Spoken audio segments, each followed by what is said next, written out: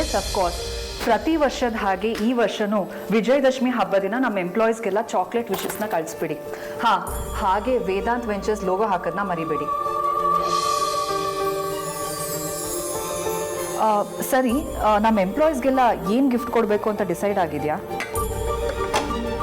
Last time music system ಕೊಟ್ಟಿದ್ವಿ ಅನಿಸುತ್ತೆ ಅಲ್ಲ? ಓಕೆ, ಅದೇನೇ ಇದ್ರೂ ನನಗೆ ಫೋಟೋ ಕಳಿಸಿ, ನಾನು ಚೆಕ್ ಮಾಡ್ತೀನಿ. ಡೈನಿಂಗ್ ಟೇಬಲ್ನಲ್ಲಿ ಫೋನು ಅಲೋಡ್ ಇಲ್ಲ, ಇದು ನಿಂದೇ ನಿಯಮ.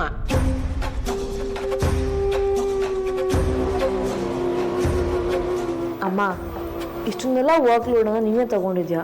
ಹೇಗೆ ನಡೀತಾ ಇದೆ? ಪ್ರತಿ ವರ್ಷ ನಮಗೋಸ್ಕರ ಕೆಲಸ ಮಾಡೋ ಎಂಪ್ಲಾಯೀಸಿಂದನೇ ಅಲ್ವಾ ನಾವಿಲ್ಲಿ ಚೆನ್ನಾಗಿರೋದು. ಸೊ ಹಬ್ಬ ದಿನ ಅವ್ರನ್ನ ಚೆನ್ನಾಗಿ ನೋಡ್ಕೊಳ್ಳೋದು ನಮ್ಮ ಕರ್ತವ್ಯ. ಅವ್ರನ್ನ ನಮ್ಮ ಕಡೆ ಮಾಡ್ಕೊಳ್ಳೋಕ್ಕೆ ಇದೊಂದು ಒಳ್ಳೆ ಅವಕಾಶ.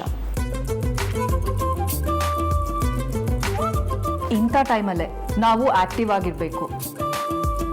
ಇದೊಂಥರ ಎಂಪ್ಲಾಯ್ ಎಂಗೇಜ್ಮೆಂಟ್ ಪ್ರೋಗ್ರಾಮ್.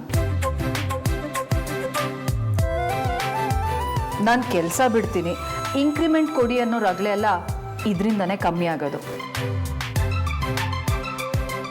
ಅದಕ್ಕೆ ನಾವು ಎಕ್ಸೈಟಿಂಗ್ ಆಗಿರೋ ಹಾಗೆ ನಮ್ಮ ಬಜೆಟ್ಗೆ ಫಿಟ್ ಆಗಿರೋಂಥ ಗಿಫ್ಟ್ನ ಕೊಡೋದು. ಹೇಗಬ್ಬ ಅಂದರೆ ಹೀಗೆ ಅಂತ ಹೇಳ್ತೀಯ ನೋಡು. ಮನೆಯಲ್ಲಿ ಗರ್ಭಿಣಿ ಮಗಳಿದ್ದಾಳೆ, ಇಷ್ಟರಲ್ಲಿ ಗೊಂಬೆ ಕೂಡಿಸಿ ಆರತಿ ಮಾಡಿಸಿ ಅವಳಿಗೆ ಖುಷಿ ಆಗೋ ಹಾಗೆ ನಡ್ಕೋಬೋದಿತ್ತು. ಆದರೆ ಇಲ್ಲ, ನೀನು ಅನ್ಕೊಂಡಿದ್ದೆ ನಿನಗೆ ನಡೆಸ್ಬೇಕಲ್ವಾ? ಎಲ್ಲದಕ್ಕೂ ರಗಳೆ ಮಾಡಬೇಡ ಅಮ್ಮ. ಯಾಕೆ ಇಷ್ಟೊಂದು ರಗಳೆ ಮಾಡ್ಕೋತಿದ್ದೀರಾ? ನಾಳೆ ಹೇಗಿದ್ರು ಅಮ್ಮೂಲಿ ಮನೇಲಿ ಗೊಂಬೆ ಪೂಜೆ ನಡೀತದೆ. ಅಪ್ಪನ ಬಂದು ಕರೆದು ಹೋಗಿದಾರಲ್ವಾ, ಆದ್ಯಾಗೂ ಗೊಂಬೆ ಪೂಜೆ ಸಿಗ್ದಾಗುತ್ತೆ. ಸೊ ಟೆನ್ಷನ್ ಯಾಕೆ, ನಾವೆಲ್ಲ ಒಟ್ಟಿಗಲ್ಲ ಹೋಗೋಣ.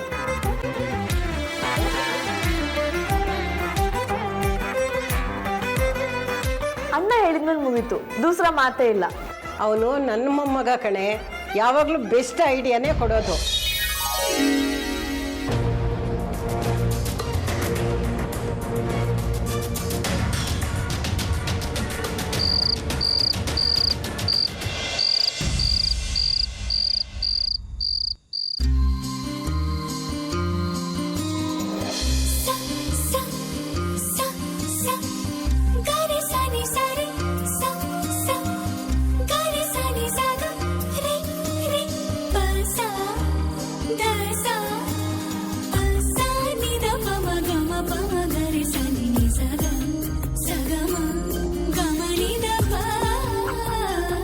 ಚಿನ್ನಾರಿ ಟಗರ್ಪುಟ್ಟ.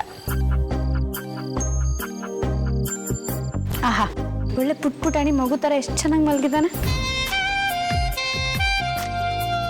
ಈಗ ಇವನು ನೋಡಿದ್ರೆ ಯಾವ ಟೆನ್ಷನು ಚಿಂತೆ ಇಲ್ಲದೆ ಇರೋ ಕೂಲ್ ಕ್ಯಾಂಡಿ ಅನ್ನಿಸ್ತಾನೆ.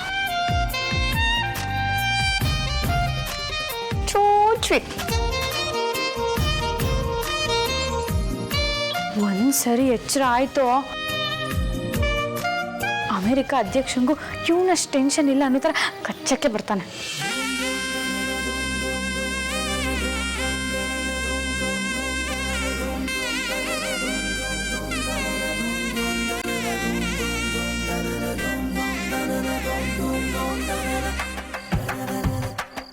ಅಯ್ಯೋ ದದ್ದು, ಛತ್ರಿ ಮಳೆಗಾಲಕ್ಕಾದ್ರೆ, ಫ್ಯಾನು ಬೇಸಿಗೆಗಾಲಕ್ಕಾದ್ರೆ, ಬೆಡ್ಶೀಟ್ ಅನ್ನೋದು ಚಳಿಗಾಲಕ್ಕೆ ಇರೋದು. ಯೂಸ್ ಮಾಡ್ಕೊಳಕ್ಕೂ ಬೇಡ.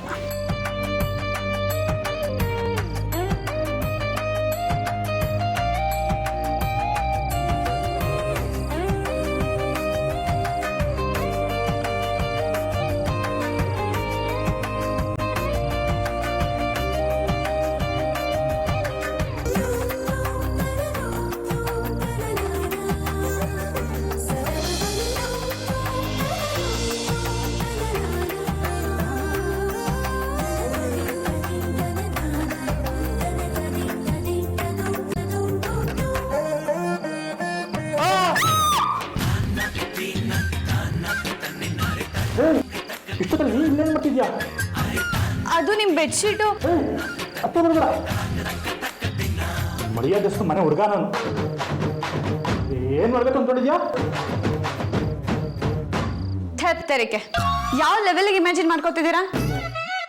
ನೀವು ಹೊತ್ಕೊಂಡಿರೋ ಬೆಡ್ಶೀಟು ನಿಮ್ಮ ಕಾಲ್ ಕೆಳಗಿತ್ತು. ಅದನ್ನೇ ತೆಗೆದು ಹೊಚ್ಚೋಕಂತ ಬಂದೆ. ಅದು ಕೂಡ ನಾನು ನಿಮ್ಮನ್ನ ಬಲಾತ್ಕಾರ ಮಾಡಕ್ ಬಂದಿದ್ದೀನಿ ಅನ್ನೋ ತರ ಆಡ್ತಿದ್ದೀರಲ್ಲ. ಇವತ್ತಿನ ಕಾಲ ಸರಿ ಇಲ್ಲ. 4 ಜನ ಹೆಣ್ಮಕ್ಳು ಮನೇಲಿ ನಾನು ಒಬ್ಬನೇ ಹುಡುಗ, ನನ್ನ ಸತಿ ನೋಡ್ಕೋಬೇಕಲ್ಲ. ನಡೀರಿ ಆಚೆ. ಯೋ, ಏನೇ ಹೇಳ್ತಿದ್ಯಾ? ಕ್ಯಾಸೆಟ್ ಉಲ್ಟಾ ಹಾಕ್ಬಿಟ್ಟು ನಮ್ ಡೈಲಾಗ್ ನೀನೇ ಹೊಡಿತಿದ್ಯಾ? ನಾವು ಮರ್ಯಾದೆ ಹೆಸರು ಮನೆ ಹೆಣ್ಮಕ್ಳೆ. ಈಗ ನೋಡ್ತಿದ್ದೀನಲ್ಲ. ಅಪ್ಪ ತಂದೆ ನಾನು ಬೆಡ್ಶೀಟ್ ಹೊಸಕ್ ಅಷ್ಟೇ ಬಂದಿದ್ದು. ಆದ್ರೆ ನಿಮ್ಗೆ ಎಚ್ಚರ ಇತ್ತು ಅಂತ ನಂಗೆ ಗೊತ್ತಾಗ್ಲಿಲ್ಲ. ಸಾರಿ. ಬೇಕಾಗಿಲ್ಲ, ನೀನೇನು ಹೇಳಿದ್ರು ಬೇಕಾಗಿಲ್ಲ. ಈ ಮನೇಲಿ ನೀನೇ ದೊಡ್ಡ ಡೇಂಜರು. ನಡಿ ಆಚೆ. ಹೋಗು ಅಂದ್ರೆ ಹೋಗ್ತಿರ್ಬೇಕು. ಗಂಡು ಮಕ್ಕಳು ಶಿಲ್ಪ ಬೆಲೆನೇ ಇಲ್ಲ ಜಗತ್ತಲ್ಲಿ. ನಡಿ ನಡಿ ನಡಿ. ಅಲ್ಲ,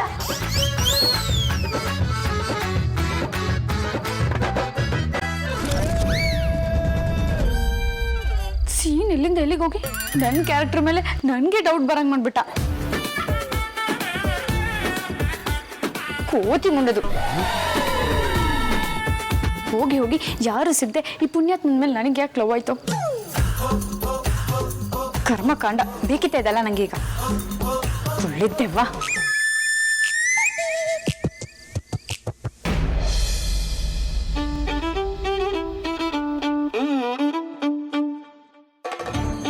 ಯಾರು ಏನೇ ಅಂದ್ಕೊಂಡ್ರು ಪರವಾಗಿಲ್ಲ. ನಾನು ಮೂಢನಂಬಿಕೆಯಲ್ಲಿದ್ದೀನಿ ಅಂತನಾದರೂ ಅಂದ್ಕೊಳ್ಳಿ. ನನಗೆ ಅಮೂಲ್ಯ ತುಂಬ ಮುಖ್ಯ. ನನ್ನ ಅವಳ ರಿಲೇಷನ್ಶಿಪ್ಗೆ ಯಾವ ತೊಂದರೆ ಆಗುತ್ತೋ ನನಗೆ ಇಷ್ಟ ಇಲ್ಲ.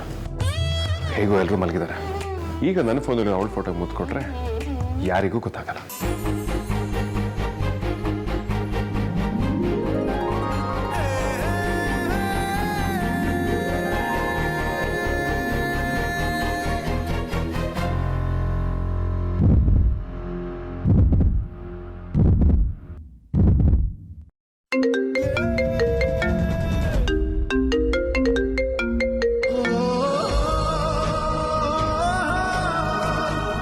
ಬೇಜಾರು.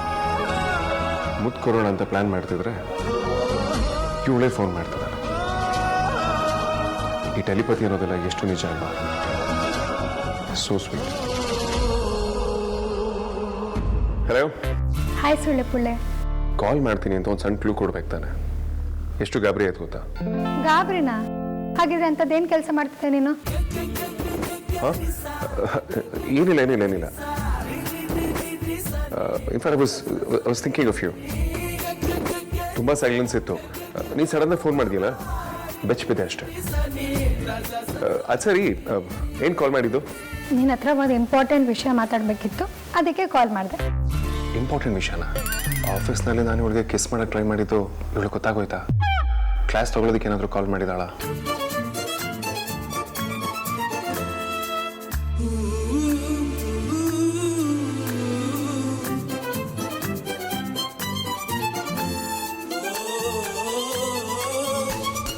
ಹಲೋ ಸುಳ್ಳೆ ಪುಳ್ಳೆ, ಮಿಸ್ಟರ್ ಇಂಡಿಯಾ ಆಗ್ಬಿಟ್ಟ ಅಥವಾ ಅಲ್ಲೇ ಇದೆಯಾ? ಹಾಂ, ಇಲ್ಲೇ ಇದ್ದೀನಿ. ಅದೇನೋ ಹೇಳಬೇಕು ಅಂದಿಲ್ಲ, ಹೇಳು. ಓಕೆ, ಹೇಳ್ತೀನಿ. ಒಂದು ನಿಮಿಷ. ಏನು? ನೀನು ಏನೇ ಹೇಳೋದಿದ್ರು ಸ್ವಲ್ಪ ಸಾಫ್ಟಾಗಿ ಹೇಳು. ನೀನು ಒರಿಜಿನಲ್ ರೌಡಿ ಬೇಬಿ ಸ್ಟೈಲ್ ಬೇಡ. ನೀನನ್ನ ಲವ್ ಮಾಡಕ್ ಶುರು ಮಾಡಿದಾಗಿಂದ ರೌಡಿ ಬೇಬಿ ಮೆತ್ತಗೆ ಹೋಗ್ಬಿಟ್ಟಿದ್ದಾಳೆ. ಮೆತ್ತಗೆ ಹೇಳ್ತೀನಿ, ಹೇಳ. ಹೇಳು. ಅದೇನು ಅಂದರೆ ಅಂದರೆ ಅಂದರೆ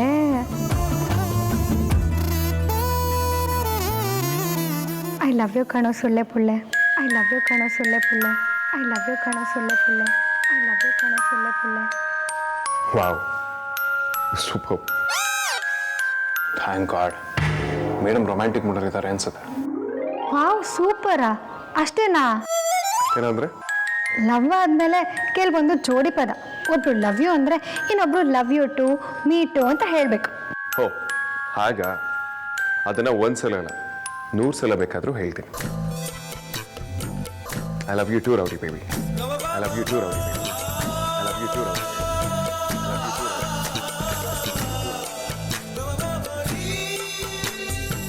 ಮುದ್ದು ಕುಮ್ಮ ನೀನು, ಮುದ್ದು ಕುಮ್ಮ ನೀನು.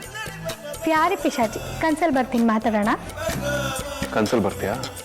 ಬಾಬಾ, ಮೊಬೈಲಲ್ಲಿ ಕೊಡಬೇಕು ಅಂದ್ಕೊಂಡಿರೋದನ್ನ ಕನ್ಸಲ್ಲೇ ಕೊಡ್ತೀನಿ. ಕನ್ಸಲ್ಲಿ ಬಂದು ಹಾಗೆ ಸುಮ್ಮನೆ ಹೋಗಲ್ಲ, ಇನ್ನು ಕಚ್ಬಿಟ್ಟು ಹೋಗ್ತೇನೆ. ಕೆಂಪಗಿರೋ ಕೆಂಪಣ್ಣ.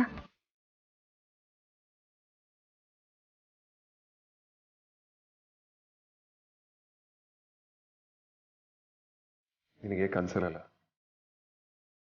ಡೈರೆಕ್ಟಾಗಿ ಕಿಸ್ ಕೊಡ್ಬೇಕು.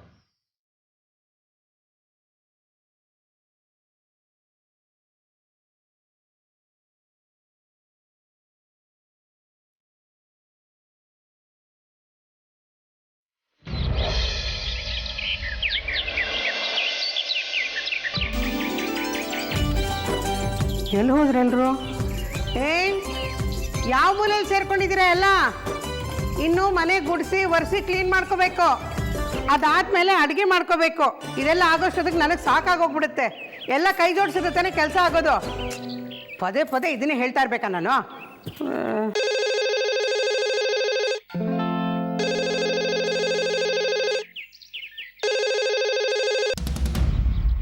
ಹಲೋ, ನಾನು ಪರಿಮಳ ಪಿಜ್ಜಾ MD ಮಾತಾಡ್ತಿದ್ದೀನಿ.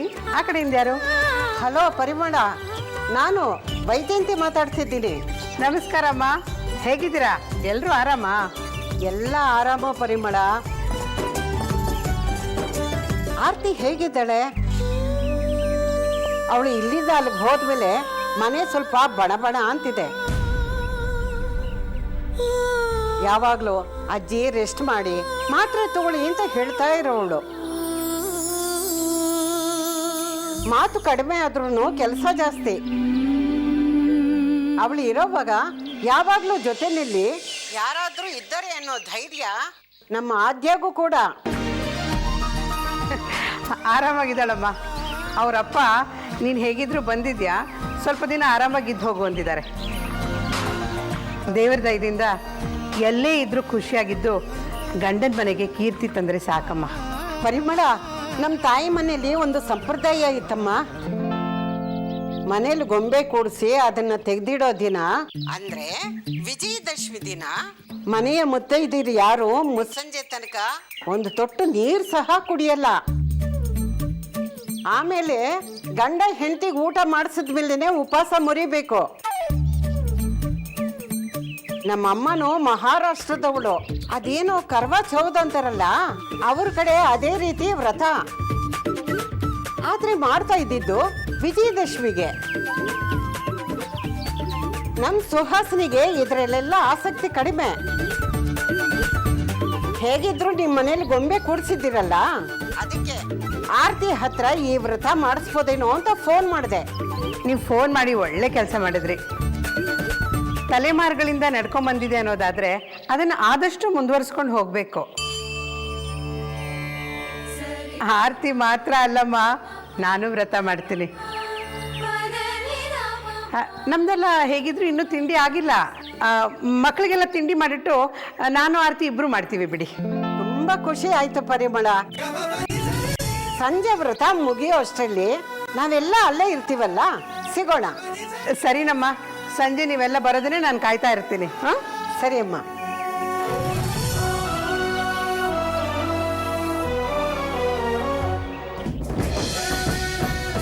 ಆದ್ಯ, ಪರಿಮಳ ಎಷ್ಟು ಒಳ್ಳೆಯವಳು ಅಲ್ಲ. ಅವಳಿಗೂ ಈ ಶಾಸ್ತ್ರ ಸಂಪ್ರದಾಯದ ಬಗ್ಗೆ ಎಷ್ಟೊಂದು ಗೌರವ ಇದೆ. ಅವಳಿಗೂ ವಯಸ್ಸಾಗಿದೆ, ಆದ್ರೂ ಉಪವಾಸ ಇರ್ತೀನಿ ಅಂತ ಎಷ್ಟು ಖುಷಿಯಿಂದ ಒಪ್ಕೊಂಡ್ಲು ಗೊತ್ತಾ? ಪಾಪ ಕಡೆ. ಹ್ಞೂ ಅಜ್ಜಿ, ಚಿಕ್ಕತ್ತೆ ತುಂಬ ಒಳ್ಳೆಯವರು. ಬಾ.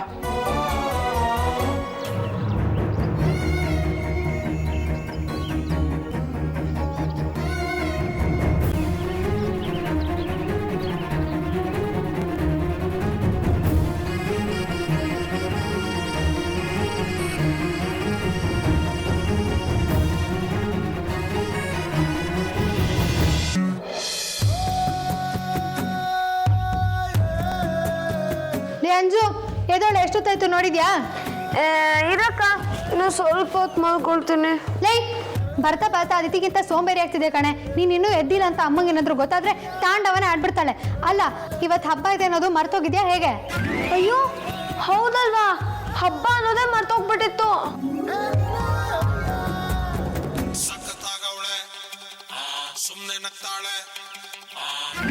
ಹಲೋ ಅದಕ್ಕೆ, happy Dasara. Thank you. Wish the same ಸುಂದ್ರಿ. ಏನು ಮಾಡ್ತಿದ್ದೆ? ಸಂಜೆಗೆಲ್ಲ ಪ್ರಿಪ್ರೇಷನ್ ಆಯ್ತಾ? ಅಯ್ಯೋ ಅದನ್ನೇನು ಕೇಳ್ತೀರಾ ಅದಕ್ಕೆ, ನಾನು ಅಕ್ಕ ಸೇರಿಕೊಂಡು ಪೂರ್ತಿ ಮನೆನ ತೊಳೆದು ಉಜ್ಜಿಟ್ಬಿಟ್ಟಿದ್ದೀವಿ. ನಂದು ಈಗಷ್ಟೇ ಸ್ನಾನ ಆಯಿತು, ಈಗ ತಿಂಡಿ ತಿನ್ಬೇಕು. ಅಲ್ಲಿನ ಹವಾಮಾನ ಹೇಗಿದೆ? ಅಬ್ಬಾ ನಾನು ಕರೆಕ್ಟ್ ಟೈಮಿಗೆ ಕಾಲ್ ಮಾಡಿದ್ದೀನಿ ಆಗಿದ್ರೆ. ಅಜ್ಜಿ ಆರ್ತಿಗೆ ಉಪವಾಸ ಮಾಡು ಅಂತ ಹೇಳಿದ್ರು, ಗೊತ್ತಾಯ್ತಾ? ಹಾಂ ಅದಕ್ಕೆ ಗೊತ್ತಾಗಿದೆ. ನಮ್ಮ ಅಕ್ಕ ಅದ್ರಲ್ಲೆಲ್ಲ ಫೇಮಸ್ ಬಿಡಿ. ಅವಳು ಒಂದಿನ ಹೇಳಿದ್ರೆ 4 ದಿನ ಮಾಡ್ತಾಳೆ. ಅಯ್ಯೋ ಅಜ್ಜಿ ನಂಗೆ ಹೇಳಿದ್ದಾರೆ ಕಣೆ. ನಿಮೀಗ ನೀವೇಗ ಉಪವಾಸ ಮಾಡ್ತೀರದಕ್ಕೆ? ಅದೇ ನನಗೆ ಹೋಟೆಲ್ ಪಾಪು ಇರೋದ್ರಿಂದ ಉಪವಾಸ ಮಾಡೋಕ್ಕಾಗಲ್ಲ. ನನ್ನ ಪರವಾಗಿ ನೀನು ಮಾಡ್ತೀಯ ಅಂತ ಕೇಳೋಣ ಅಂತ ಅನ್ಕೊಂಡೆ.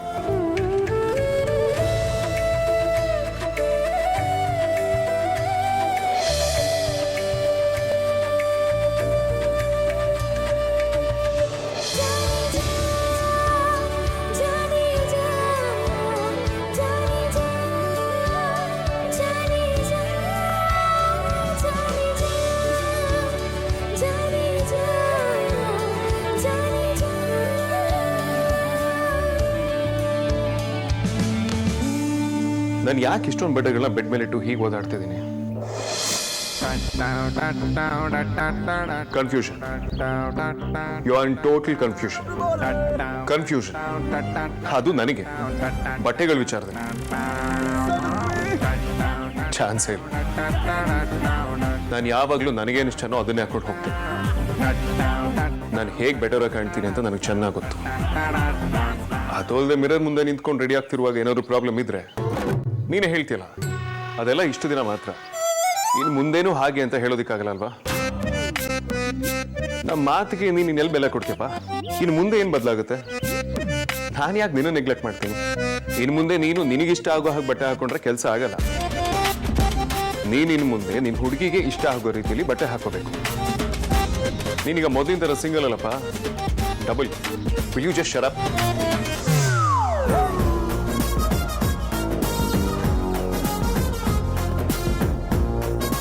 ಬಟ್ ಇವನು ಹೇಳ್ತಿರೋದು ಸರಿ ಇದೆ. ನಾನೀಗ ಅಮೂಲ್ಯಕ್ಕೆ ಚೆನ್ನಾಗಿ ಕಾಣಿಸ್ಬೇಕಲ್ವಾ? ಅವಳಿಗೆ ನಾನು ಎತ್ತಿಕ್ ವೇರಲ್ಲಿ ಕಾಣಿಸ್ಕೊಂಡ್ರೆ ತುಂಬಾ ಇಷ್ಟ ಆಗುತ್ತೆ.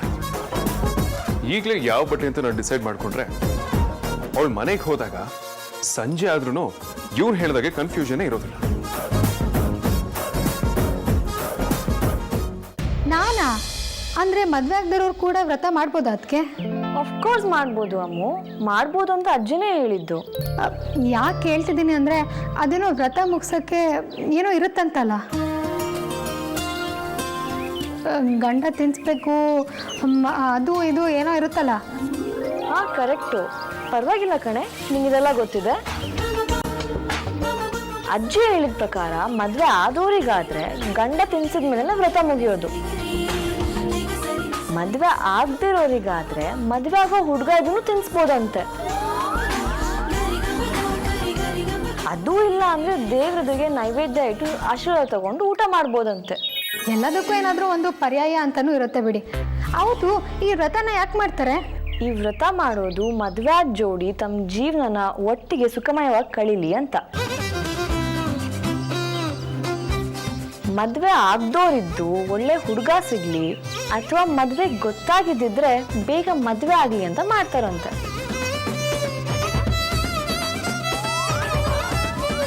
ನಾನು ಮಾಡಬೇಕು ಅಂತ ಅನ್ಕೊಂಡಿದ್ದೆ ಕಣೆ, ಆದರೆ ಆಗ್ತಿಲ್ಲ. ಅಯ್ಯೋ ಅದಕ್ಕೆ ಯಾಕೆ ಟೆನ್ಷನ್ ಮಾಡ್ಕೊಳ್ತೀರ? ಅದಕ್ಕೆ ನಾನಂತೂ ಖಂಡಿತ ಮಾಡ್ತೀನಿ. ನೀವೇನು ಚಿಂತೆ ಮಾಡ್ತೆ, ಆರಾಮ್ಸೆ ಮನೆಗೆ ಬನ್ನಿ, ಅಷ್ಟೇ ಸಾಕು. ಓಕೆ ಕಣೆ, ಥ್ಯಾಂಕ್ ಯು ಸೋ ಮಚ್.